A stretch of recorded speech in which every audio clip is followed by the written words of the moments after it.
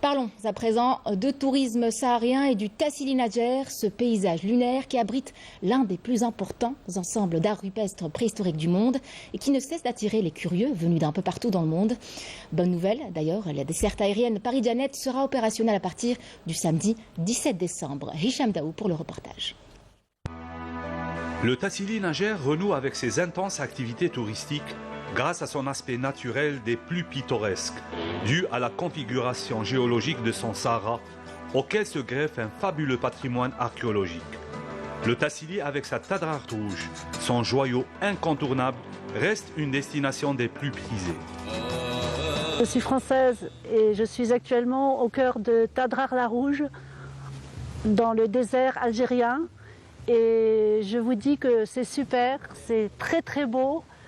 Il y a des peintures, des montagnes, du sable, des dunes. On est encadré par des Touaregs et la sécurité est très très bien faite. On mange bien, on dort bien dans le sable et tout est fantastique, c'est une décoration de rêve. Dans cette partie du Sahara, le temps s'est arrêté. La Tadrar rouge, l'un des plus fantastiques paysages désertiques. Les sites de Moulnaga ou de Timarzouga offrent aux amateurs des grands espaces, des dunes gigantesques d'un rouge unique. Personnellement, c'est la deuxième fois que je fais le voyage dans le massif du Tadrar. Parce que la première fois, le séjour avait été un peu écourté à cause du Covid. Donc ça m'avait tellement plu que j'ai eu envie de revenir pour découvrir, quoi.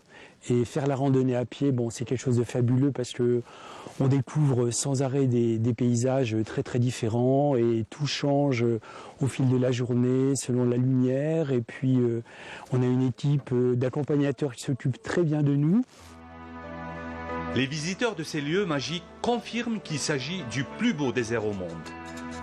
Nous sommes ici au cœur du Tadrar. Après 3 jours de voyage à pied, de randonnée à pied, dans ce paysage de sable et de rochers ocre et noirs, nous sommes ce soir au coucher du soleil sur ces belles dunes de sable. Ça me donne envie peut-être de revenir encore une fois. Et vraiment, il y a le côté découverte et puis le côté expérience personnelle dans toute cette ambiance de groupe, avec des accompagnateurs qui sont aussi contents de se retrouver et qui mettent beaucoup de bonne humeur. Je ne connaissais pas l'Algérie, c'est mon premier voyage en Algérie et je peux vous dire que c'est comme ça. Le tourisme saharien reprend sa place dans l'univers du tourisme international.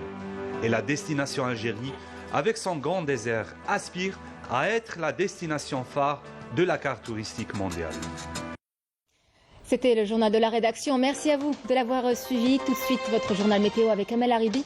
Excellente journée à tous sur Canal Algérie. À demain.